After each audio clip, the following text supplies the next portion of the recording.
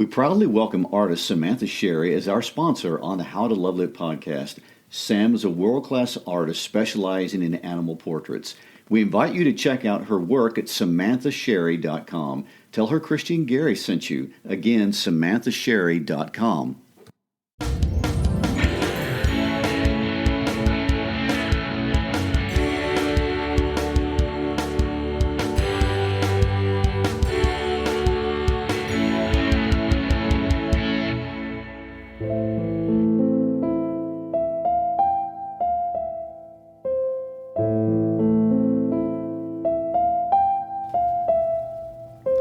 Hi, I'm Christy Shriver. And I'm Garry Shriver, and this is the How to Love Lit podcast. This month, we are learning from one of planet Earth's greatest advocates for peace, the Holocaust survivor, Elie Wiesel. Last week, we spent the entire episode discussing his life and really his calling, which is a bit unusual for us to do, because even though we always discuss historical context of any author and piece of literature, Wiesel's story deserves really a closer and more developed look. True, and in some sense, we didn't even scratch the surface. There is a lot to unpack and a lot that we as humans truly need to absorb from this man. So today we're going to begin the process of unpacking this very short but powerful account of one of the world's most inhumane moments. And there is a lot to process. I do want to have a disclaimer. There's going to be a lot of historical context. So, these episodes do kind of lend themselves to historical discussion, perhaps just as much as a literary one, but it's definitely worth it. So I don't want to dawdle or take another minute away because there is a lot to cover. We need to start with young 13-year-old Elie. He starts his story by telling us about a gentle, wonderful, homeless, devoutly religious Jewish man who is known as Moishe the Beadle, a jack of all trades in a Hasidic house of prayer in a small town in Transylvania. Garry, how do we understand what that means? Well, there are a lot of different things going on in the world that require us to understand a little bit of context. First, let's start with Judaism, if that's not a big enough topic. Judaism is the world's oldest monotheistic religion. It's older than Christianity and older than Islam, and which are also other monotheistic religions. And Judaism is over 4,000 years old. It's also very different from Christianity because it's more than an accepted system of beliefs. Although it definitely involves what you believe about the nature of the world. But Judaism is an ethnic religion, which for a lot of Western people is kind of a foreign concept. For most of us in the West, one's religion is one thing and one's ethnicity, although often maybe the same of those in your church, those identities are not intertwined. And for this reason, it's not dangerous or even unusual for Western people to change religions. I mean, Justin Bieber has recently done that. Britney Spears has done that. Kanye West has done that. And that's just on the North American continent. We just don't think of religion as a cultural identity. Of course, Judaism isn't the only religion that is deeply connected with a national or historical heritage. I mean, Islam and even some degree Buddhism has a strong ethnic component. With Judaism, this ethnic heritage is even deeper because the Jewish community for so many hundreds of years didn't have its own homeland or a physical space. So to be Jewish in many ways meant to be genetically connected and historically connected and culturally connected and religiously connected. I mean, the heritage is rich, it's old, and it is traditionally complex, which takes us to the case in Hungary, which, if you remember from last week, is in Eastern Europe. The Jewish community, although they were definitely Hungarian, they were never going to be historically what we call Magyars, which is the larger Hungarian ethnic group. And when it came to the Nazis and the squeeze they put on the country, the loyalty to protect everyone created a conflict with one's own need to survive.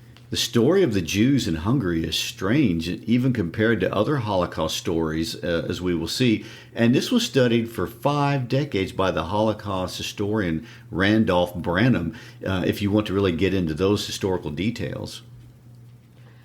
Well, jumping back to little Elie and Moishe, one thing that many don't understand is that just like in Christianity, which has an enormous number of different groups inside the religion, we have the Catholics and the Baptists and the Presbyterians, which is our group, by the way. We have the Pentecostals and the Orthodox churches. Judaism is just like that. There are many different sects, and although they share the same sacred text and have many common beliefs, they practice their faith very differently, and we see this in the first sentence. Moishe was a Hasidic Jew, but Elie is an Orthodox Jew, and although for non-Jews that doesn't mean much, for Elie it was important. Hasidism was a mystical movement. It was a smaller movement. It's connected to Kabbalah, and it seeks to understand the essence of God in a different way. It talks about the connection between sacred text and experience, and it talks about intimacy with God, and it's very mysterious and sees the ways of God as mysterious. It's especially important that Wiesel starts his book introducing us to this idea, because this idea about what does God mean is one of the looming questions that goes through the book. It was forefront on Wiesel's mind, and it's in a motif, and a motif is something that repeats. And we're going to see this idea of God repeat throughout this narrative pretty much in every chapter. In fact, we see that it haunts Wiesel later on after he leaves the camp for many years. But what about the essence of God could possibly coexist with a place like Auschwitz? How could an omniscient, omnipotent deity ever exist in the face of such evil? Can Judaism explain this? Can the Torah? Can the Bible? Maybe deity itself is just a human construct, like people like Kafka tend to think. But at the same time, author Wiesel, or grown-up Wiesel, as he's writing this, reminds us in the first paragraph of his book about death that there is a connection between flesh and spirit, and this is essential to living well on earth.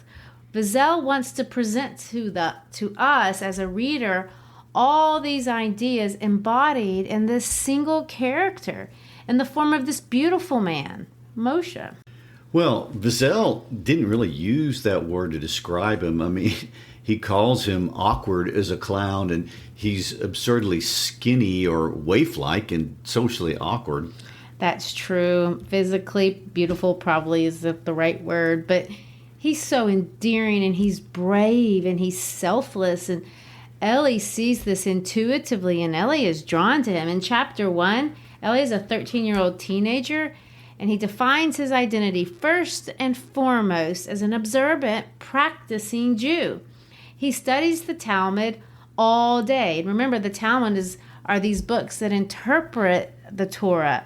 It's an extremely important source of Jewish religion, and it's at the heart of the Jewish community. So Elie is a very serious student. Exactly. And Elie is a practicing Orthodox Jew, which we need to contrast for a modern audience with Reform Judaism. If you are a non-religious person or a Christian, these terms may sound foreign, and we don't have time to really get into the details. But if you're reading this book as a class, understanding these elements would really be a great research assignment. But just to keep it simple and generalized, a Reform Jew would be more liberal than a conservative Jew, who would be more liberal than an Orthodox Jew, who would be conservative, but there is even a range there. But a Hasidic Jew would be an even smaller group within the Orthodox side. In the United States, only about 10% of Jews consider themselves Orthodox, and this number is twice as high in Israel, which makes sense. Sure, and the takeaway here is that at age 13, Elie is serious about his faith, and in fact, as we saw last week, wanted to go to Israel and eventually did so. He comes from an observant family, and he wants to be the most observant in some sense. So much, though, that his father actually tries to kind of hold him back a little bit. And as the book starts, Elie's relationship with this homeless man, who is clearly very, very intelligent, is really centered around their understanding of God. And he's willing to talk. Well, Moshe's willing to talk to Elie about the mystical door to knowing God even more. And they talk about words like Shekinah, which means the presence of God. And Elie wants to feel God's presence, and he seeks that. He pursues it. But we're going to find out that Moishe the Beadle has a problem. Not just that he's poor and weird, by the way, and not just that he's homeless, but he's a foreigner. And so at some point, he becomes one of the victims, and he gets rounded up and he's crammed into a cattle car and taken away. But what's incredible about it is everyone just kind of discounts it. Well, that sort of thing happens. That's the thinking, really, that's the common view in that community. It makes sense. There's one quote that Elie specifically records, and he says this. Somebody says, "What do you expect? That's war." Of course, there's irony in a remark like that, and we're getting ready to see a lot more of that. Indeed. And of course, the irony is that knowing the end of the story does nothing to relieve the tension, even from the earliest pages. It actually increases it. And in this case, Moishe the Beadle survives, and he returns to Sayet to recount the most absurd and horrific story imaginable. He vividly describes what today we all know is documented fact, recorded by the perpetrators themselves. I mean, Jews being forced to dig large holes in the ground, and the Gestapo shooting their victims one at a time, and tossing infants into the air as target practice for machine guns, all being dropped into the freshly dug trenches. And it's 1942. It's a story so unimaginable that it is completely ignored. But we know as readers, it's all true. And it's going to be ignored for 2 more years. For me, that's the power of chapter 1. The slow passing of time, 41, 42, 43, and then 1944. Although Wiesel never says this one time in these words, the message is clear. We should have and we could have left. As late as 1944, Sayet is thriving. There's a discussion in the Wiesel household about immigrating to Palestine, but his father isn't interested. I'm too old, that kind of thing. Elie says their lives are ruled by delusion. And really, that's true. Yeah, of course, there are reasons for this, too, that are well beyond the understanding of a child living it. But now we know. I mean, if you look at a map of Eastern Europe, you will see that Hungary is in kind of a bad spot. It borders Germany directly. And of course, we can look back and judge decisions that were made, but that is the arrogance of the present inserting itself. And we don't do that, do we? No, we don't. We stay away from that. And the details of what happened in Hungary are definitely complicated, but the bottom line is this. Hungary, as early as 1938, was a full-fledged ally with Germany and had already established many anti-Jewish laws. And this is an oversimplification, but because of this, Germany really wasn't in a big hurry to annihilate the Hungarian Jews. I guess they kind of had the attitude that, we'll get around to these. We can do this anytime. We'll do the more difficult and far away places first. I guess, something like that. And the results were good, where in other places in Eastern Europe, like Poland, the Jews were being systematically annihilated, and Hungary was able to protect most of its 825,000 Jewish citizens, and the exception being the foreign Jews. And this is what we see here with Moishe. That's what makes it possible to understand why in 1944 the Hungarian Jews haven't left yet when they've had 5 years to do so. It was delusion, and unfortunately, when things begin to happen, all the elements are there to make things happen very quickly. Well, Wiesel was quick to point out through this child narrator, little Elie, that the Budapest radio finally announces that the fascist party has seized power. Of course, history will tell us that that means a lot more than just that. But for Elie, It means this. The next day, German troops are going to penetrate the Hungarian territory. 3 days after that, soldiers are in the streets of his little town of Sayet, and they're quartered. That means they're living in homes of Jewish families, ironically, who are feeding them. Think about that. Mm-hmm.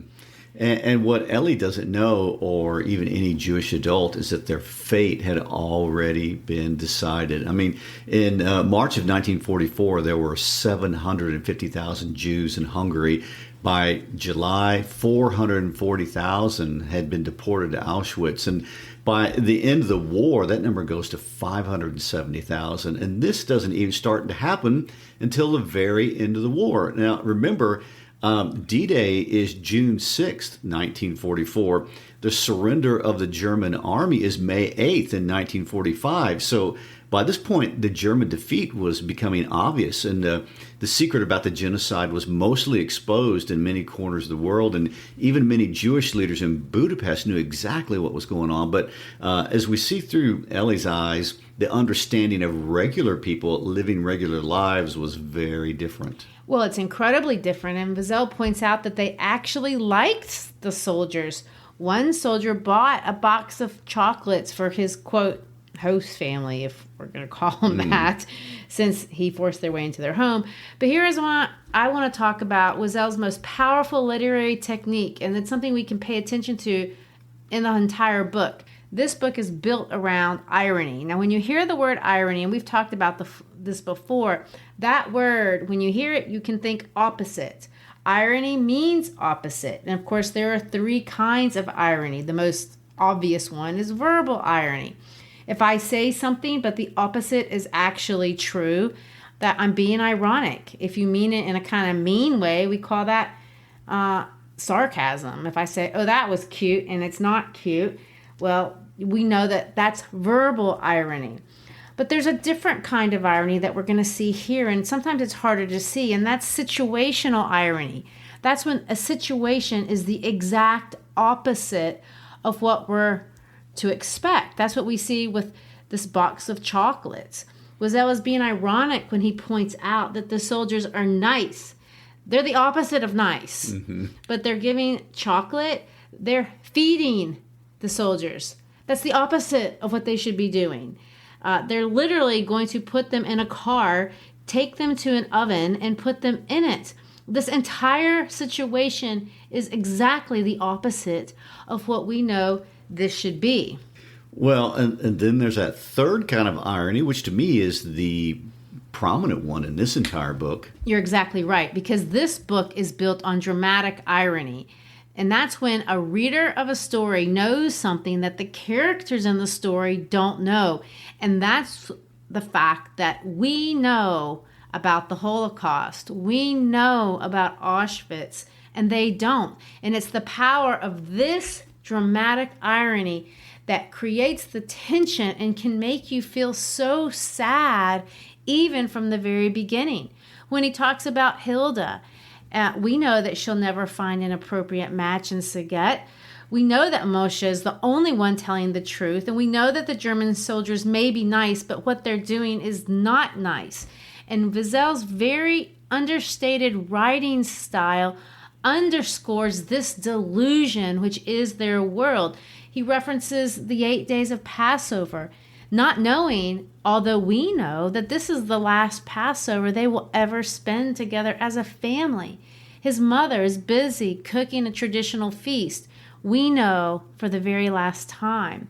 They're singing, and although it's somewhat sad, but it's happening in every rabbi's house.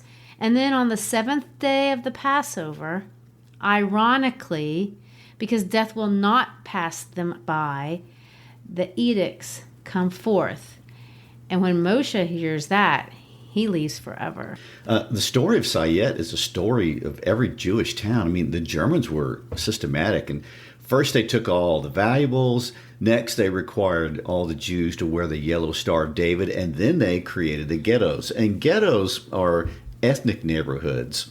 It's where ethnic groups are forced to be together. And in Brahman's historical record, we find out that there were all these deals and deceptions going on between the SS in the Jewish community. The Jewish leadership was trying to bribe their way to stalling till the end of the war, and the SS were happy to take their money, but the deals that were being made, I mean, all of it was lies. They were moving forward and getting everyone to self-identify, self-isolate in areas that were easy to identify and easy to systematically take out. And it's incredible, in a bad way, how efficient the Nazi system had gotten.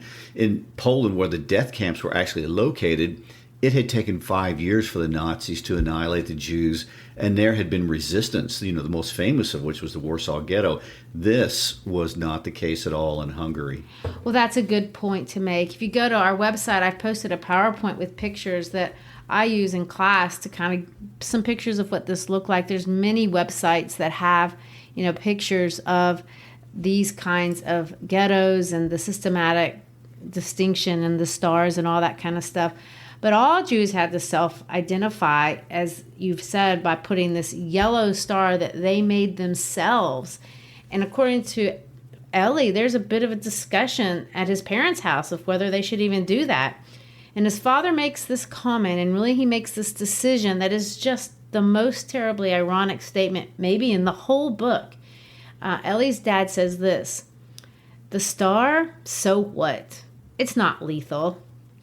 And of course, we know that's completely the opposite of the truth.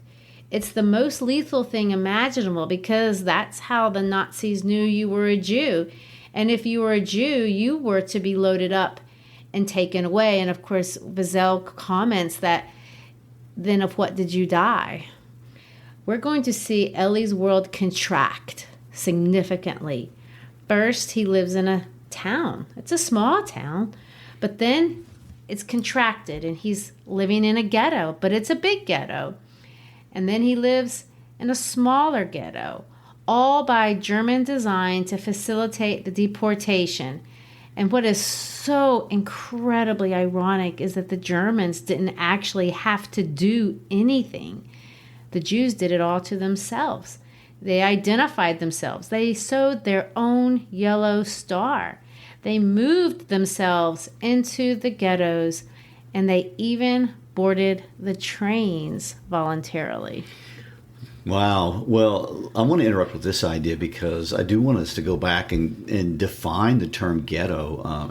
As with all language, this is a term whose meaning has evolved since 1944. And a ghetto, like what Wiesel is talking about, it's part of a city. It's a neighborhood where Jews are legally forced to live. It doesn't necessarily mean it's crime-ridden. In fact, I would say most of the time they weren't. Jews traditionally, even those that are very poor, took great pride in their living quarters and kept them nice. And it's just that they are forced to live in certain sections. And the Germans didn't even invent this concept. There have been ghettos where Jews were forced to live for thousands of years. There's one that even dates to 1280 in Morocco. So when Elie says they were forced to live in a ghetto, that means that everyone who lived in that neighborhood who wasn't a Jew had to get out. And everyone who was a Jew had to move in, no matter if they had a house or not. So it appears to be pretty chaotic. And the good news for Elie is that he already lived in a ghetto, so he didn't even have to move. But since he had family members who did not, they had to have family members move in with them. Yes, and this is where this first-person narrator through the eyes of a child enables us as readers to understand that as a kid, this was all strange. It was overwhelming, maybe a little scary, but not necessarily terrifying. It's just pretty annoying to have all your relatives move in. And since they lived on the edge of the ghetto, they had to board up some of their windows that faced the other part of town that wasn't the ghetto. But in some ways, he said it was nice. No one harassed them anymore. It was 1944. The Germans were obviously losing the war. Everyone thought, this is just a temporary inconvenience. Kids are still playing in the streets. They're still celebrating holidays.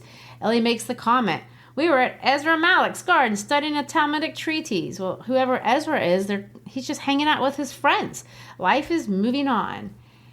Until his father is called into a Jewish council meeting and the news is delivered by the Gestapo that the ghettos are to be liquidated. And I do want to point out that the Gestapo isn't the same thing as the German army. They are not.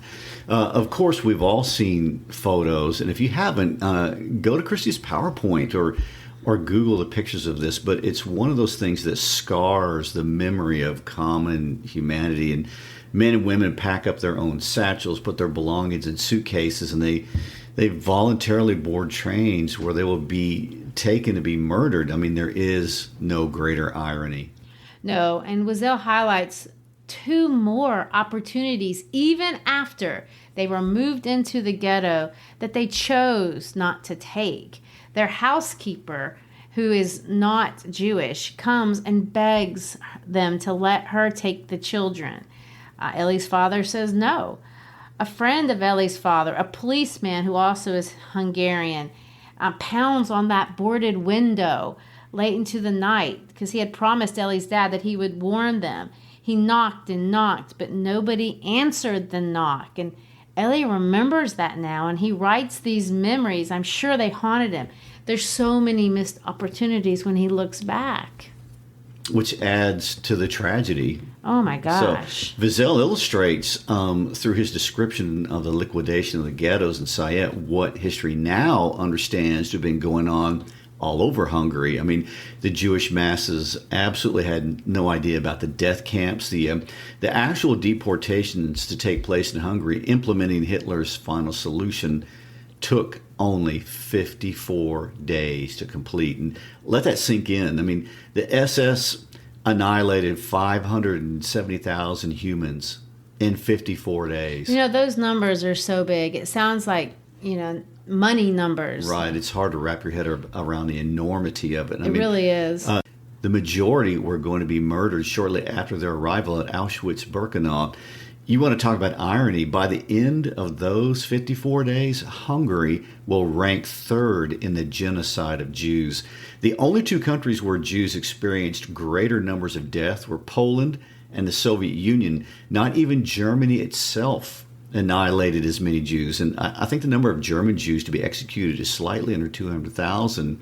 And at the end of chapter 1, Wiesel has this to say: 2 Gestapo officers strolled down the length of the platform. They were all smiles. All things considered, it had gone very smoothly. Ugh, smiles. And then we irony. Oh my gosh. And this transitions us to the transports. Chapter 2 is Elie's experience on these cattle cars.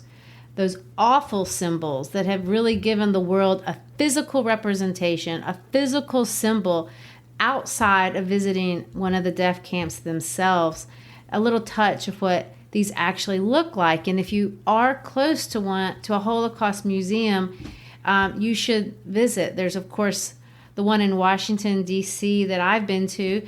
There's another one in Dallas. There's one in St. Petersburg, Florida. They all have cattle cars that you can physically see. And of course, the most famous is the World Holocaust Remembrance Center, Yad Vashem, that's in Jerusalem. There might be other museums that have a cattle car in them that's been preserved, but I just don't know about them. But it's important to think about them. Again, we talk about Elie's world contracting from a town to a ghetto. We skipped over it, but at one point they have to hold up in the synagogue. And now they're going to be crammed into a little bitty cattle car where they will have less than 2 feet of space per person. When I have the opportunity to have live students in class, one of the things that we do is read this chapter out loud. The only thing takes, less than 10 minutes. And on the floor of my room, I draw the dimensions of the cattle car out of masking tape. We try to reflect the number of students in my class so that they would experience, how crowded it would have been. I asked my students to take all their backpack and their belongings and get in the cattle car. I turn off the lights and the air conditioning so you can notice a few things that would have been physically different about that experience. You can't sit down. There's no place to go to the bathroom. It's a bit scary. And what we find out when we do this in class, it's also impossible to stop bothering or irritating people around you. And let me remind you that when we read the chapter, we're only experiencing this for 10 minutes. There are some, of course, Jews that were in these cars 3 to 5 days. Of course, we can never replicate the feelings or this experience. But Elie's words are simple, and he tries to get us to put in our minds a little bit of what this could possibly have been like. Historically, it's all been impossible to understand and even recreate what the German railways or the Reichsbahn was really about. And it remains one of the great mysteries of World War II. When the Allies entered Germany, they discovered millions of files that explained how the Nazis were running this incredible war machine, as well as the final solution to the Jewish problem, as they called it then. But what happened in regard to the railways was conspicuously absent. It's really shocking. The Reichsbahn was one of the largest organizations of the Third Reich. In 1942, it employed 1.4 million people, and that doesn't count the 400,000 workers in Russia or Poland. Yet there are no Reichsbahn documents anywhere, when we know everything else was meticulously documented. Not a single railway man was ever one of the defendants or even a witness at the Nuremberg trials. And yet there's no doubt the Holocaust would not have happened without the complete participation of the Reichsbahn. Year after year, they transported millions of Jews to the East, as they called it. Well, I did read a little bit about that, and I noticed in one article that, there are a few memorandas that survived in other contexts, and a secretary just haphazardly mentioned that she noticed the numbers of people that were going to Auschwitz, and she said, wow, that must be quite the metropolis. Who knows if she was being sarcastic or just completely fooled.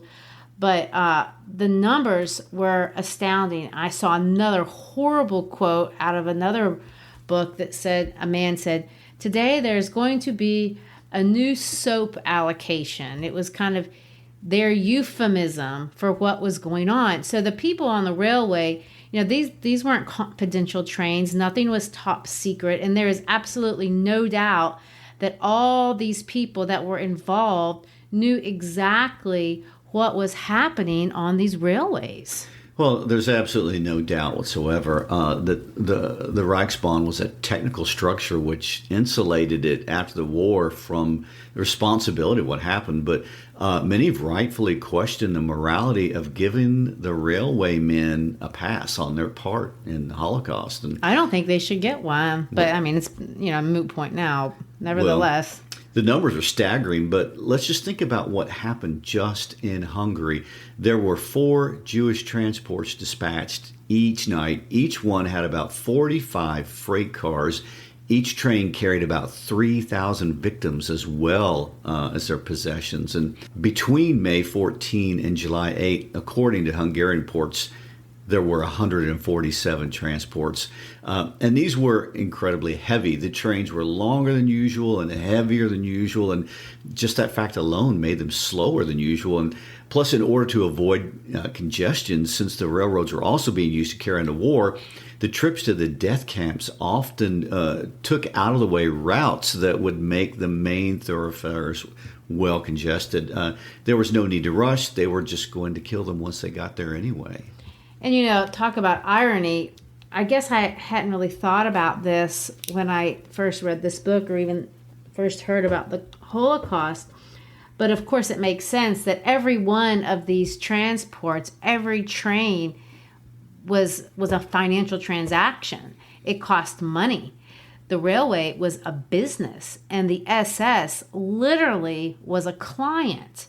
So they had pricing that had to be negotiated, costs that had to be paid. And just in case you're wondering how they negotiated it, the SS negotiated a group fare for half of a third-class rate, provided that at least 400 were being shipped at a time.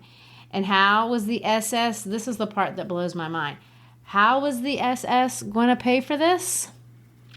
Well, we see it, although Wiesel doesn't know, Elie doesn't know this at the time, but we see it in this book.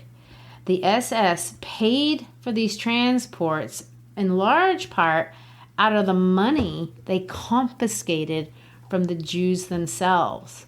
In other words, the Jews paid for their own transportation to the death camps. Well, with that in mind, I think it's good to read out loud, even if you've read it before, chapter 2. It's only 4 pages. And listen to Elie's perspective now that you understand the larger perspective. Lying down was out of the question, and we were only able to sit by deciding to take turns. There was very little air. The lucky ones who happened to be near a window could see the blossoming countryside roll by. After 2 days of traveling, we began to be tortured by thirst. Then the heat became unbearable. Free from all social constraint, young people gave way openly to instinct, taking advantage of the darkness to flirt in our midst, without caring about anyone else, as though they were alone in the world. The rest pretended not to notice anything. We still had a few provisions left, but we never ate enough to satisfy our hunger. To save was our rule, to save up for tomorrow. Tomorrow might be worse. The train stopped at Kaskow, a little town on the Czechoslovakian frontier. We realized then that we were not going to stay in Hungary. Our eyes were opened, but too late. The door of the car slid open. A German officer, accompanied by a Hungarian lieutenant interpreter, came up and introduced himself. From this moment, you come under the authority of the German army. Those of you who still have gold, silver, or watches in your possession must give them up now. Anyone who is later found to have kept anything will be shot on the spot. Secondly, anyone who feels ill may go to the hospital car. That's all. The Hungarian lieutenant went among us with a basket and collected the last possessions from those who no longer wished to taste the bitterness of terror. There are 80 of you in this wagon, added the German officer. If anyone is missing, you'll all be shot, like dogs. They disappeared. The doors were closed. We were caught in a trap right up to our necks. The doors were nailed up. The way back was finally cut off. The world was a cattle wagon hermetically sealed. We had a woman with us named Madame Schachter. She was about 50. Her 10-year-old son was with her, crouched in a corner. Her husband and 2 eldest sons had been deported with the first transport by mistake. The separation had completely broken her. I knew her well, a quiet woman with tense, burning eyes. She had often been to our house. Her husband, who was a pious man, spent his days and nights in study, and it was she who worked to support the family. Madame Schachter had gone out of her mind. On the first day of the journey, she had already begun to moan and to keep asking why she had been separated from her family. As time went on, her cries grew hysterical. On the 3rd night, notice it's the 3rd night, while we slept, some of us sitting one against the other and some standing, a piercing cry split the silence. Fire! I can see fire! I can see fire! There was a moment's panic. Why? Who was it that had cried out? It was Madame Schachter. Standing in the middle of the wagon in the pale light from the windows, she looked like a withered tree in a cornfield. She pointed her arm toward the window, screaming, Look at it! Fire! A terrible fire! Mercy! Oh, that fire! Some of the men pressed up against the bars. There was nothing, only the darkness. The shock of this terrible awakening stayed with us for a long time. We still trembled from it. With even groans of the wheels on the rail, we felt that an abyss was about to open beneath our bodies. Powerless to still our own anguish, we tried to console ourselves. She's mad, poor soul. Someone had put a damp cloth on her brow to calm her, but still her screams went on. Fire! Fire! Her little boy was crying, hanging on his skirt, trying to take hold of her hands. It's all right, Mummy. There's nothing there. Sit down. This shook me even more than his mother's screams had done. Some women tried to calm her. You'll find your husband and your sons again in a few days. She continued to scream, breathless, her voice broken by sobs. Jews, listen to me. I can see fire. There are huge flames. It's a furnace. It was as though she was possessed by an evil spirit which spoke from the depths of her being. We tried to explain it away, more to calm ourselves and to recover our own breath than to comfort her. She must be very thirsty, poor thing. That's why she keeps talking about a fire devouring her. But it was in vain. Our terror was about to burst the sides of the train. Our nerves were at a breaking point. Our flesh was creeping. It was as though madness were taking possession of us all. We could stand it no longer. Some of the men forced her to sit down, tied her up, and put a gag in her mouth. Silence again. The little boy sat down by his mother, crying. I had begun to breathe normally again. We could hear the wheels churning out that monotonous rhythm of a train traveling through the night. We could begin to doze, to rest, to dream. An hour or two went by like this. Then another scream took our breath away. The woman had broken loose from her bonds and was crying out more loudly than ever. Look at the fire! Flames, flames everywhere. Once more, the young men tied her up and gagged her. They even struck her. People encouraged them. Make her be quiet. She's mad. Shut her up. She's not the only one. She can keep her mouth shut. They struck her several times on the head, blows that might have killed her. Her little boy clung to her. He did not cry out. He did not say a word. He was not even weeping now. An endless night. Toward dawn, Madame Schachter calmed down, crouched in her corner, her bewildered gaze scouring the emptiness. She could no longer see us. She stayed like that all through the day, dumb, absent, isolated among us. As soon as night fell, she began to scream. There's a fire over there. She would point at a spot in space, always the same one.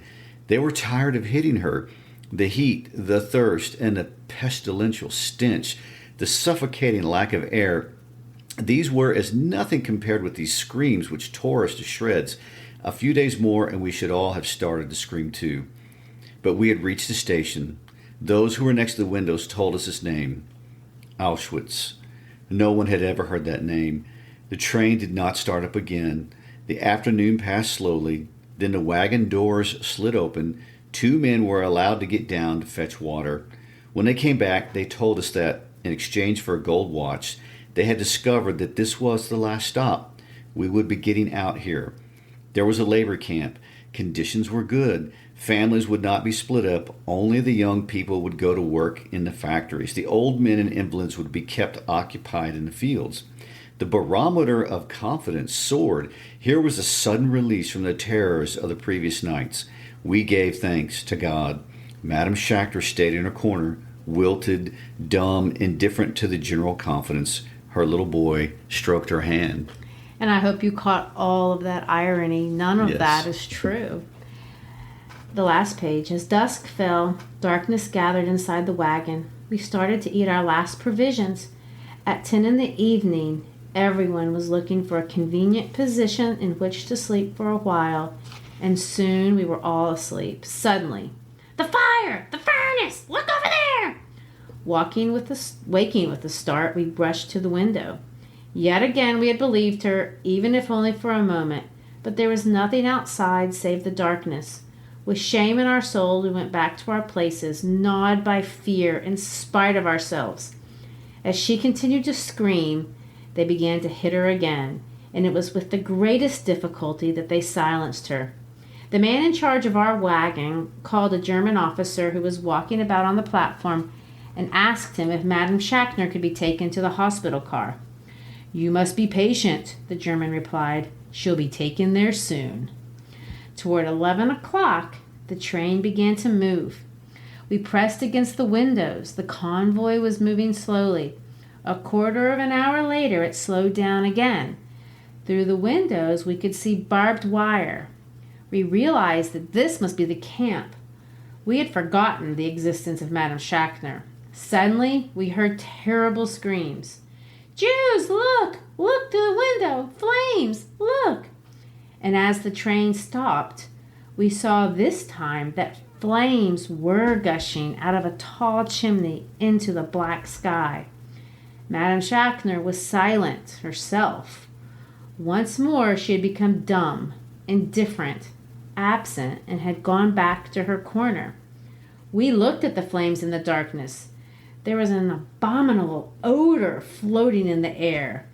Suddenly, our doors opened. Some odd-looking characters dressed in striped shirts and black trousers leaped into the wagon.